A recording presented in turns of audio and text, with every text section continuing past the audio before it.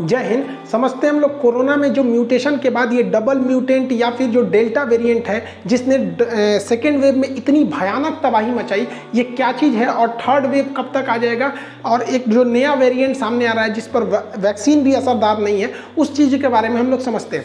देखिए, कोरोना जो है वो निकला था तो चीन के वुहान शहर से, लेकिन जैसे जैसे ये पूरे देश में फैलता गया, इसमें कई सारे चेंजिंग आते गए।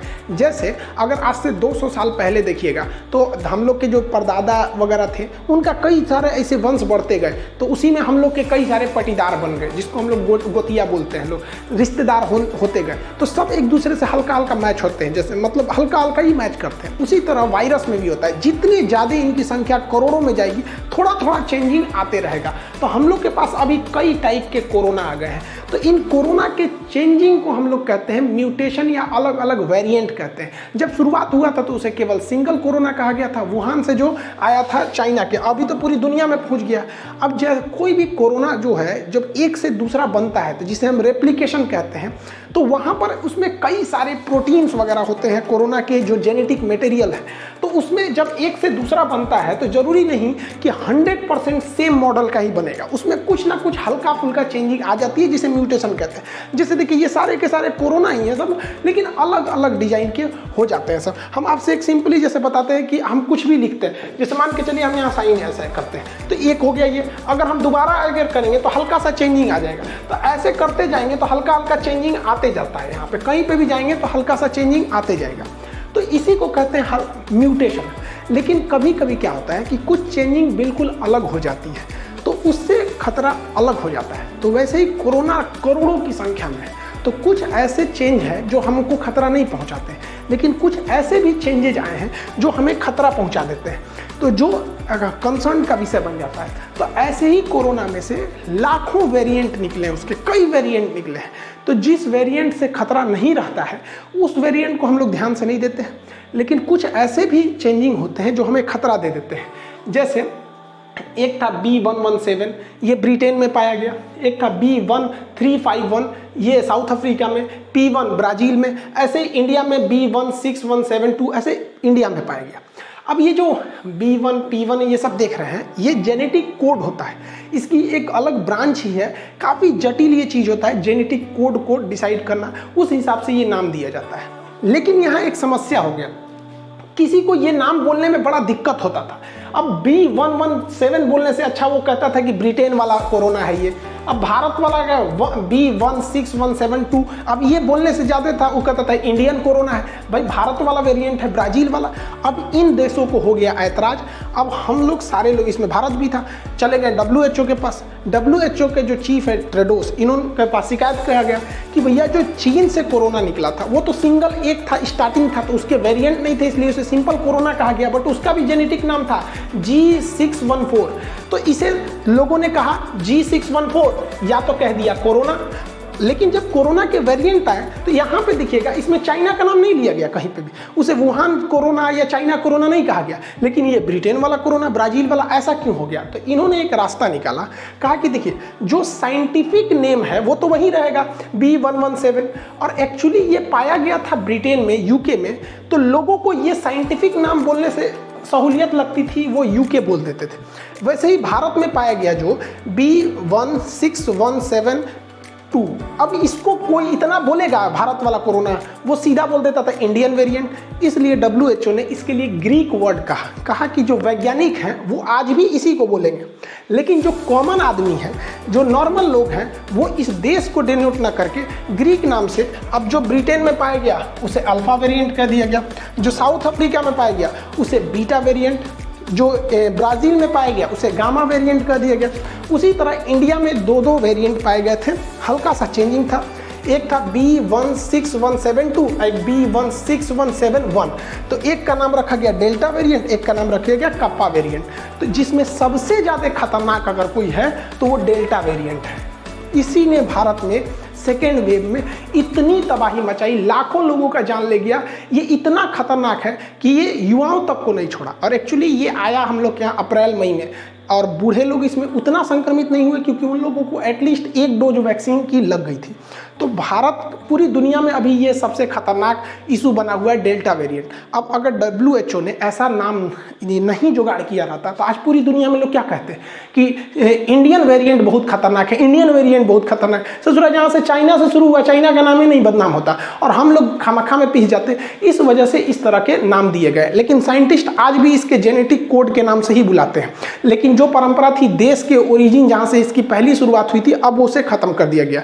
भारत में 2 वेरिएंट थे, एक था आपका डेल्टा वेरिएंट जो भयानक तबाही मचाया है, एक कप्पा वेरिएंट, ये उतना तबाही नहीं मचाया।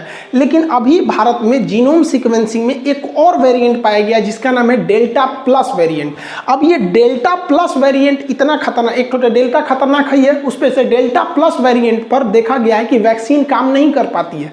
इसलिए लोगों को जरूरी है कि वो अभी से ज़्यादा वैक्सीन ले सके ताकि वो लोग कोरोना के अलग वेरिएंट से तो कम बच सके। अगर वैक्सीन नहीं लेगा कोई, और सपोज कीजिए कि उसे कोई नॉर्मल सा ही कोरोना हुआ जिसमें बीटा टाइप का ही हो गया, ये नॉर्मल ही, ऐसा नहीं है कि ये केवल और केवल अफ्रीका में ही पाया जाएगा, हर जगह पाया जाता है, लेकिन ओरिजिन हुआ इसलिए कहते हैं। तो मान के चलिए कोई बीटा से संक्रमित हो गया, अब वो थोड़ा सा सीरियस है, हॉस्पिटल जाएगा तो बच जाएगा। और अगर उसे हॉस्पिटल लेके गया और हॉस्पिटल में कोई डेल्टा प्लस वाला मिल गया, डेल्टा वाला नहीं मिला तो कोई दिक्कत नहीं, डेल्टा प्लस वाला मिल गया तो सोच रहा उसको ईओ दे देगा। अब वो सोच रहे ये इस सब से तो आदमी बचा सकता है।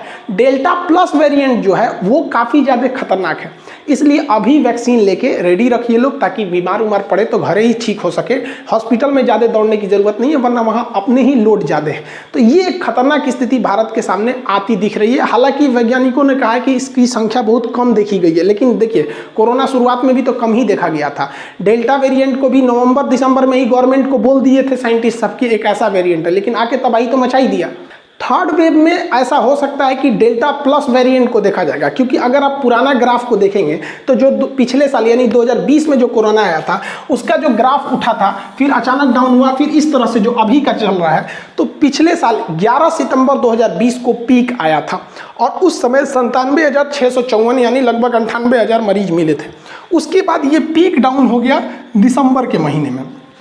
उसके बाद हमें 3 महीने की टाइम मिली, जनवरी, फरवरी और मार्च। 3 महीने के बाद अगले चौथे महीने से सेकेंड वेव चालू हो गया, यानी अप्रैल से सेकेंड वेव ये चालू हो गया जो अभी हम लोग झेल रहे हैं। सेकेंड वेव का जो पीक है वो 6 मई को देखा गया था। उस समय हमारे यहाँ 4,14,000 केस देखे गए थे। सेकेंड वेव जो अभी चल रहा है, ये सेकेंड वेव जो है वो जुलाई में डाउन हो जाएगा, पूरी तरह से ही डाउन हो जाएगा। लेकिन हमें फर्स्ट वेव से अगर हम सीखेंगे तो फर्स्ट वेव भी हमें केवल 3 महीने का मोहलत दिया था, तो हो सके उसी पैटर्न के हिसाब से सेकेंड वेव भी हमें 3 महीने का मोहलत दे। यानी ये जुलाई में डाउन होगा, अगस्त, सितंबर, अक्टूबर 3 महीना डाउन होगा और अक्टूबर लास्ट यानी नवंबर से थर्ड वेव भी आना चालू हो जाएगा। और कई देशों में थर्ड वेव, फोर्थ वेव भी आ चुके हैं, तो ऐसा नहीं कह सकते कि भारत में थर्ड वेव नहीं आएगा, लेकिन समझते हैं कि थर्ड वेव का कितना ज़्यादा खतरा रहेगा। तो अक्टूबर से नवंबर के बीच में थर्ड वेव आएगा, बट उस समय घबराने की ज़रूरत नहीं पड़ेगी, क्योंकि उस समय तक हॉस्पिटल्स में काफ़ी बेड अवेलेबल रहेंगे, क्योंकि हम लोगों ने काफ़ी हद तक सीखा है। सेकेंड वेव ने काफ़ी हद तक ऑक्सीजन की उस तरह से किल्लत नहीं आएगी, क्योंकि हम लोगों ने एक ऑक्सीजन का चेन अभी से बना के सीख लिया है। दवाओं की जो कालाबाजारी हो रही थी, जिसमें सबसे ज़्यादा रेमडेसिविर की ये जो ब्लैक मेल हुआ था, उसको ब्लैक में बेचा गया था रेमडेसिविर को, ये सब चीज़ें थोड़ी हद तक हमारे कंट्रोल में आ जाएगी। और वैक्सीनेशन प्रोग्राम से बहुत फ़ायदा होगा, क्योंकि बहुत हद तक गवर्नमेंट का भी कहना है कि हम लोग नवंबर के महीने तक लगभग 70 करोड़ लोग तक को वैक्सीनेट कर दिया जाएगा, और वो हो भी जाएगा नवंबर के महीने तक में वैक्सीनेशन।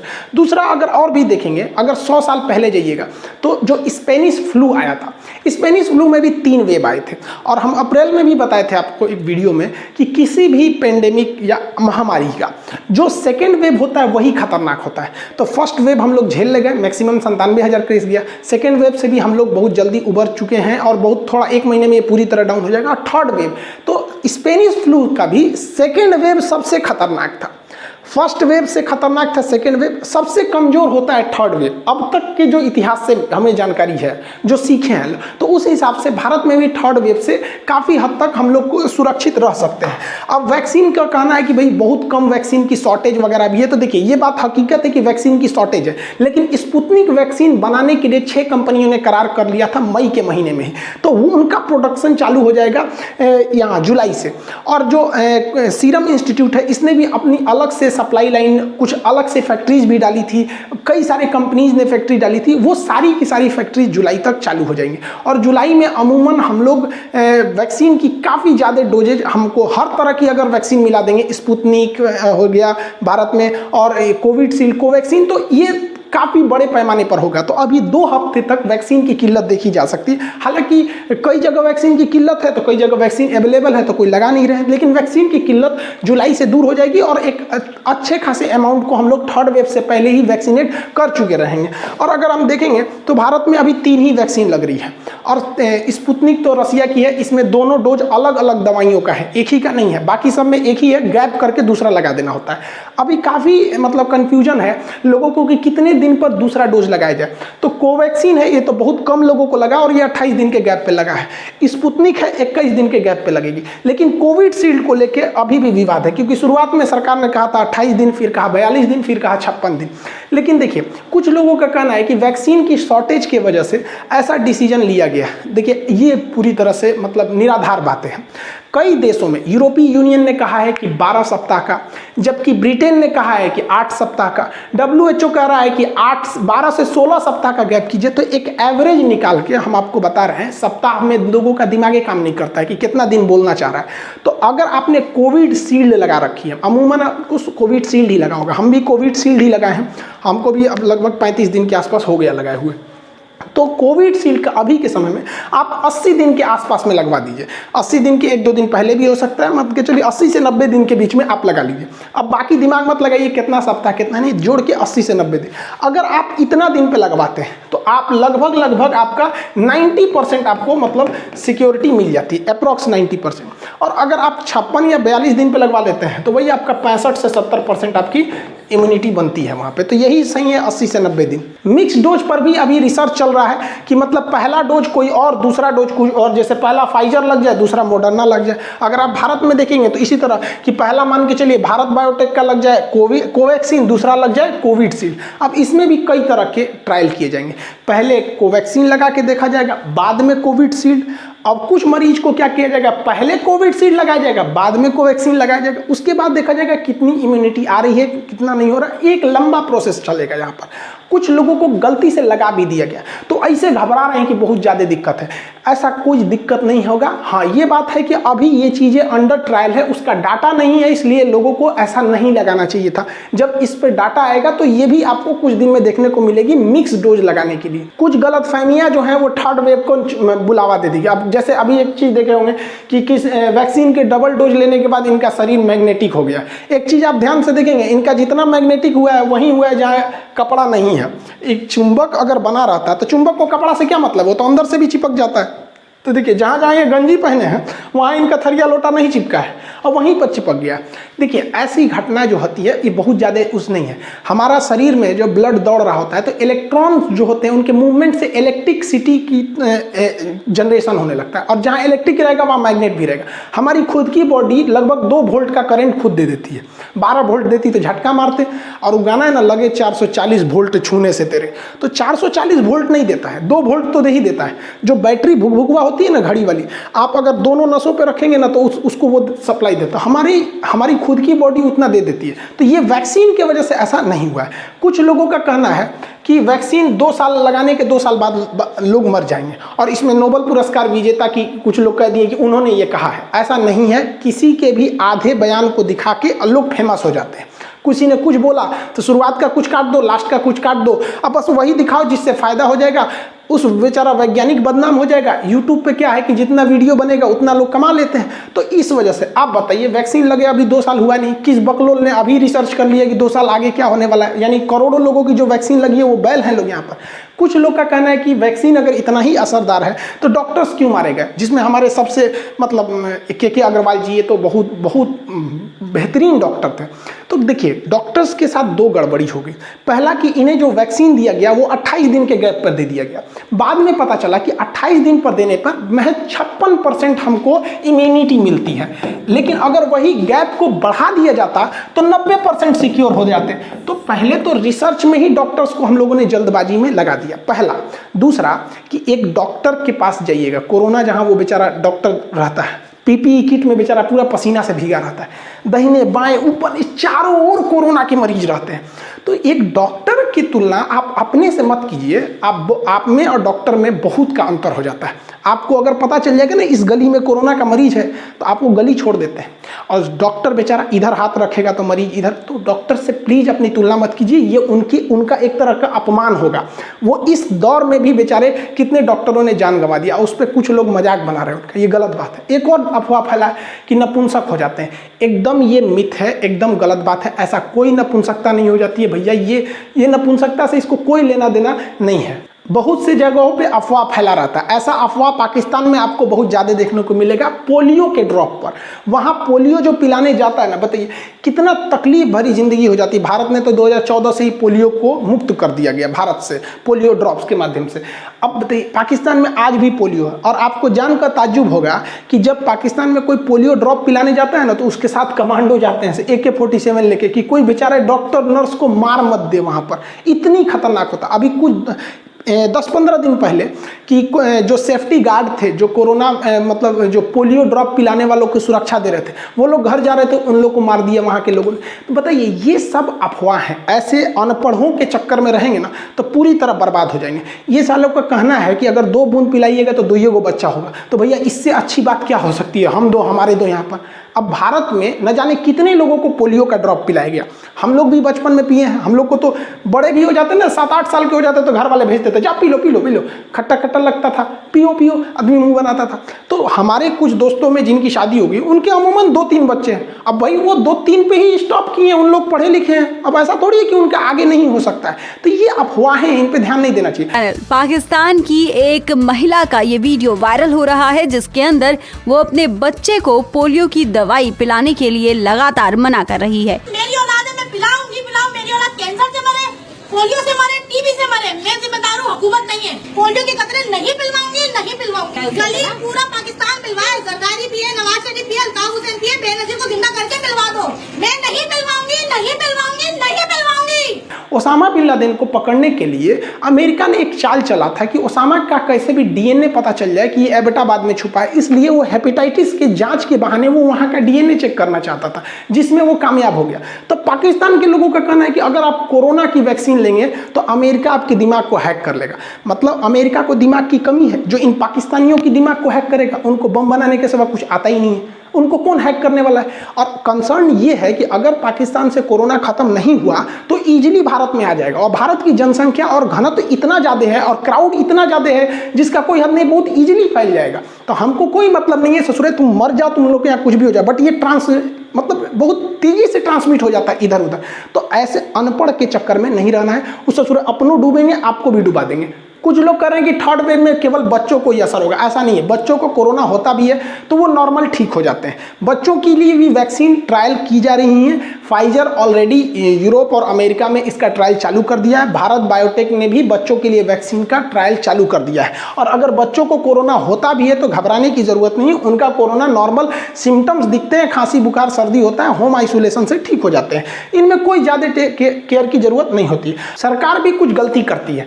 गवर्नमेंट जब लॉकडाउन खोलती है ना तो उसको समाज का ज़्यादा आइडिया रख के नहीं करती, इस तरह से लोग भीड़ लगा देते हैं। गवर्नमेंट को भी लॉकडाउन में जो ढील देनी चाहिए वो दोपहर के कड़ाके की धूप में देनी चाहिए। एकदम कड़कड़ा के धूप हो, 12 से 3 के बीच में दे दीजिए। अच्छा 12 से 3 बजे दोपहर में इतना गर्मी रहता है कि मजबूरी में वही लोग निकलेंगे बाहर जिनको बहुत ज़्यादा जरूरत है। अब लड़की सब तो निकल पे नहीं करेगी, ओ माय गॉड हम काले हो जाएंगे, मत जाओ। तो गवर्नमेंट कहती है सवेरे 7 बजे से शाम 7 बजे, तो सोच रहा 7 बजे इतना भयानक भीड़ लगा देते हैं, क्या जरूरत है।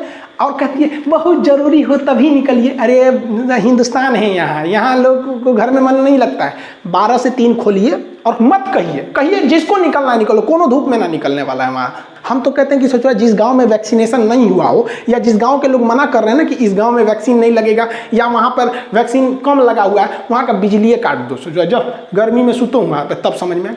एक आदमी हमसे कह रहे थे कि अगर कोई वैक्सीन नहीं लगाए तो उसे जबरदस्ती नहीं करना चाहिए। काहे नहीं करना चाहिए भैया? तू वैक्सीन नहीं लगाएगा तो तेरा कोरोना हो जाएगा, तू 10 आदमी को फैला देगा वहाँ पर। तो भाई ये कुतर्क है, ये तर्क नहीं, ये कुतर्क, मतलब अपने वाले करेंगे। तो कुछ ऐसे लोग होते हैं ना जो केवल पैदा हुए हैं किसी भी चीज़ में कमी निकालने के लिए।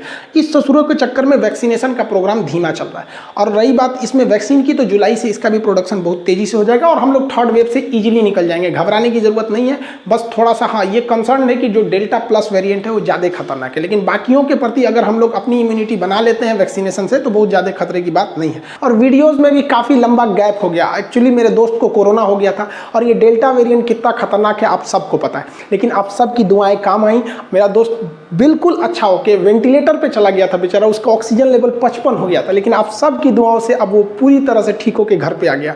जब वो हॉस्पिटल में एडमिट था तो कुछ काम तो वहाँ बेचारे मरीज बोर होते रहते, तो आप लोग के कमेंट्स पढ़ते रहता था, तो हमसे बोलता था भाई जाओ ना एप्लीकेशन पे क्लास लो, यूट्यूब पे लो, सब परेशान है क्यों नहीं ले रहे हो। हम कहे यार तुम खुद सोचना कैसा लगेगा, तुमको ऑक्सीजन लगा हुआ है, हम वहाँ जाके क्लास लेंगे, कैसा, कभी कोई पढ़ा ही नहीं पाएगा मन से वहाँ पर। तो अभी बिल्कुल अच्छा हो गया। वो कमेंट्स पढ़ रहा था तो बहुत से लोग कह रहे थे कमेंट में सर आपके दोस्त बहुत जल्दी ठीक हो जाएंगे, हम ऊपर वाले से प्रार्थना करते हैं। तो इतना पढ़ के खुश हो रहा था, हमको दिखाता था, कभी बीच में जाते थे तो देखिए यार हमारे लिए भी लोग दुआएं मांग रहे हैं। हम कहिए यार यही तो इस देश की खूबसूरती है। लेकिन इस कोरोना ने बहुतों का घर उजाड़ दिया, लेकिन जो भी है जहाँ अब जितने लोग हैं वो सुरक्षित रहें। बहुत खतरनाक है। देखिए ये कोरोना कितना खतरनाक है ये उसी से समझ सकते हैं जिन्होंने इसको झेला है, जो इसे करीब से देखा है। वो कभी इसको मजाक में नहीं ले सकते। अगर आप तीसरे चरण से बचना चाहते हैं तो अपने दोनों चरणों को प्लीज़ घर के अंदर रखिए। आई होप आप इस सब वेरिएंट्स वगैरह को समझे होंगे। अब वीडियोस भी अब कंटिन्यू रहेंगी। मिलेंगे नेक्स्ट क्लास में। जय हिंद।